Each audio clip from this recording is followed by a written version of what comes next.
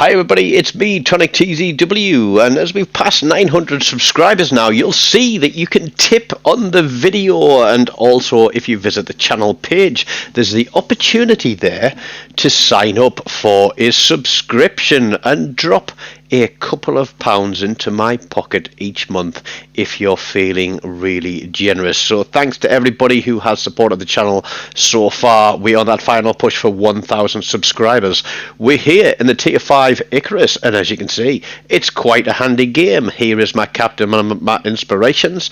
It's Reginald Tyrewit at 16.4 with Eric Beer at 16.4 and William Sims at 16.3. So I'm trading some concealment for a few extra hit points, and they all count in this game.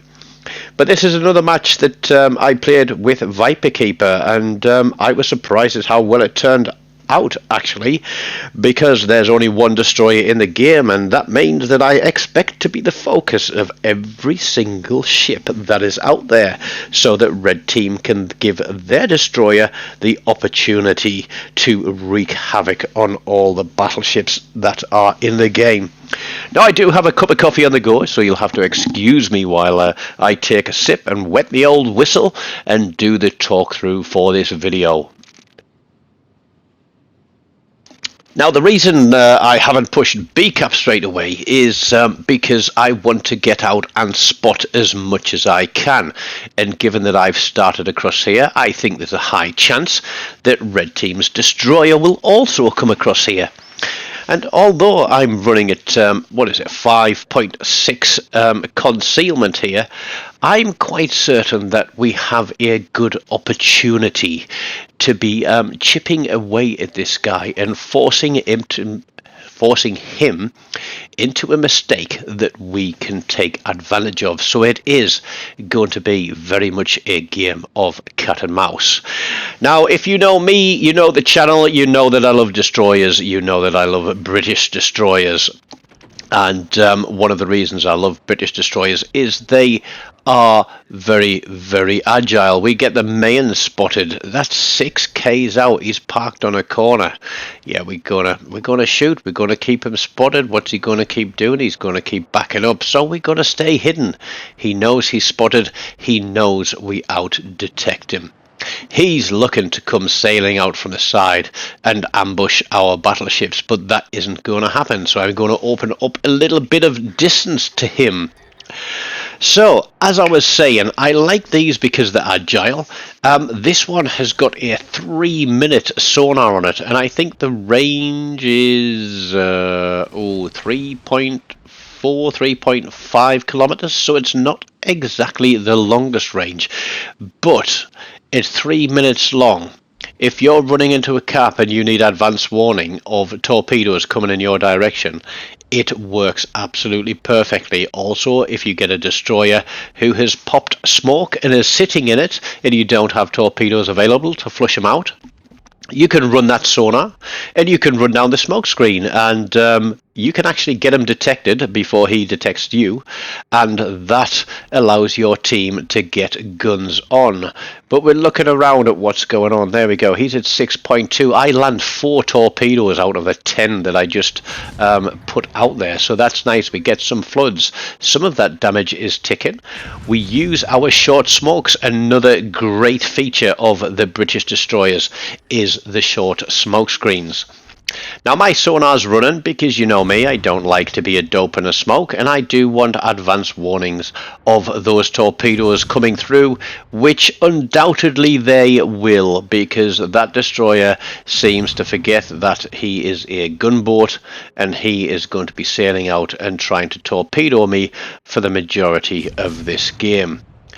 But I'm a smarter cookie than that, so here we go. We're trying to get a couple of fires out here on the Tennessee or the TONIK, but we're rotating between targets, and surprised that I didn't pick up a Confederate with this one. But there we go, the destroyer is spotted again, and although ViperKeeper is out there in the Huger, he's obviously got like a long reload, so I can't expect him to be putting shots onto things every single time.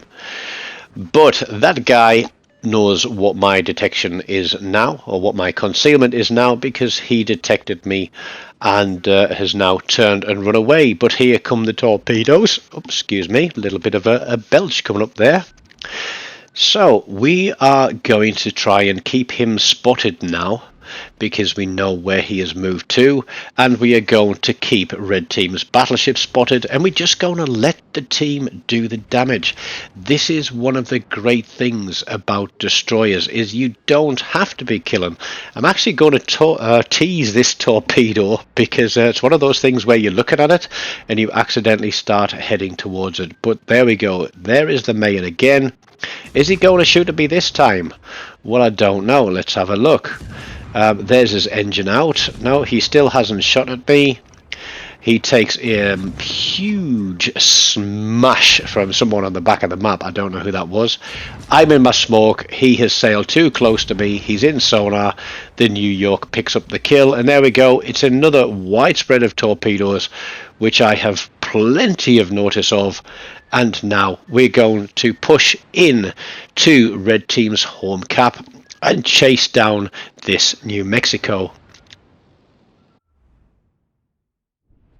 So looking at the gameplay so far, we're just over 5.5 minutes into the game, and what have I done? I've done 68,000 damage with those 4 torpedo hits and a few gun hits.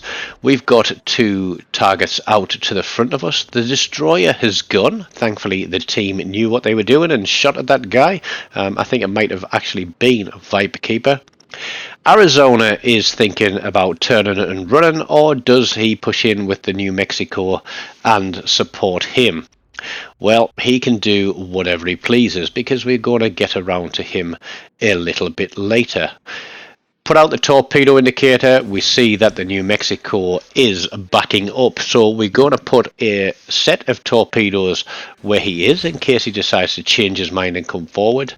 And we're going to put the other set of torpedoes slightly to the rear, pop our smoke because we know he can be seen by other targets, and now we're going to try and force him into a damage control or to waste a salvo on my smoke screen. But it looks like he's staring at the torpedoes that are rapidly approaching him, and he's realizing that actually these are going to be his demise.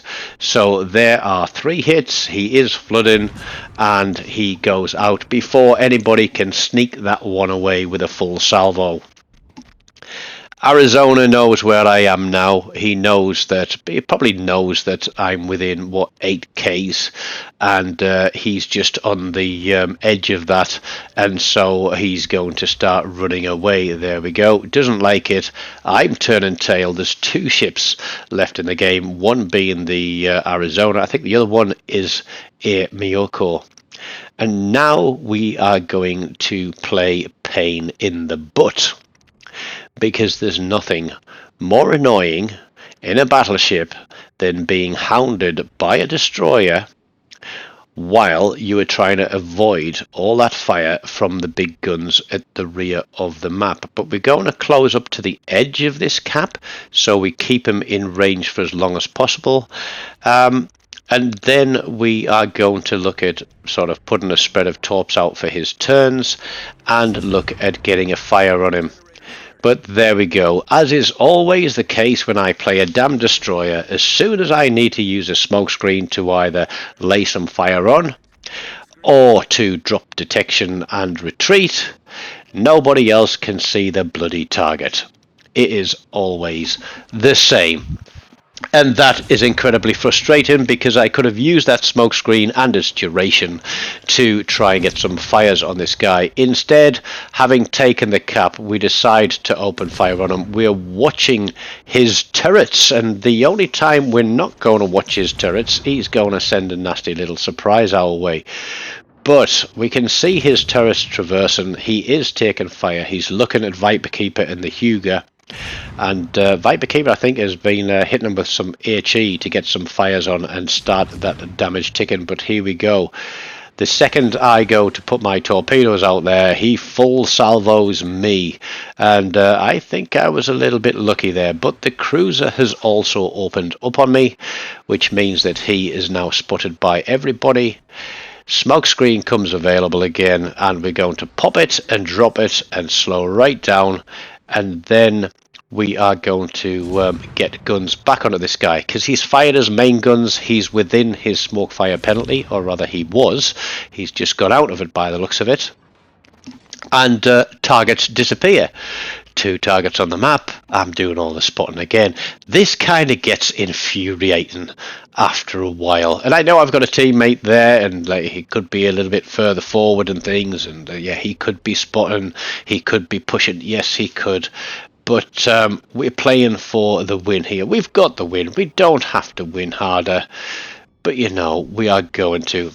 Now, the reason I dropped out of that smoke is because I know that that Japanese cruiser has 10-kilometer torpedoes, and lo and behold, there we go. You'll see that my sonar is running again to give everybody advance warning that those torpedoes are heading in their direction.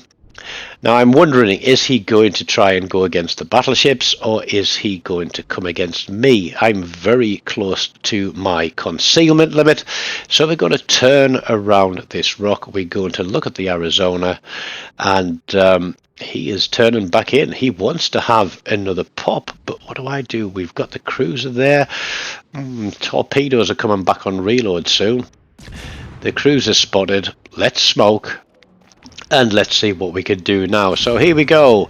Somebody else has the cruiser spotted. I'm looking at the Arizona. I'm just about to pull the trigger there, and ViperKeeper, I think, says I've already got a salvo on it. Arizona goes down with an arsonist. So that HE from the Huger was absolutely sweet. Now, I'm only on 98,000 damage, and with a game like this where you seem to have done a hell of a lot of hard work, it's always nice to break 100. And come on, tick. No, we still haven't got it. We need another 61.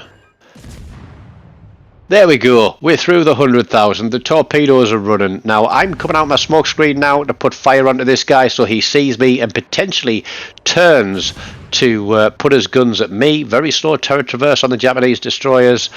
There we go. He's gone. And I pick up a high caliber right on the bell. But 110,000 damage, only 2 kills, but some decent torpedo hits and floods there, and we kept Red Team Destroyer pinned and spotted. But the best bit is 3,033 base XP. Viper bringing up second in this Huger with 2150. It wasn't a huge game with medals galore, but we played that ship the way it was meant to be played. So if you're trying to think about which destroyer line to go down, everybody goes the Japanese way. Think about the British. Trust me, you will enjoy it a heck of a lot. Don't forget, smash the like button and leave a comment if you enjoyed this one. If you haven't, subscribe to the channel. And if you want to make a donation, look at the bottom right hand corner of the video. You can click that $sign. You can leave me a tip. All tips gratefully received. Thank you. Goodbye.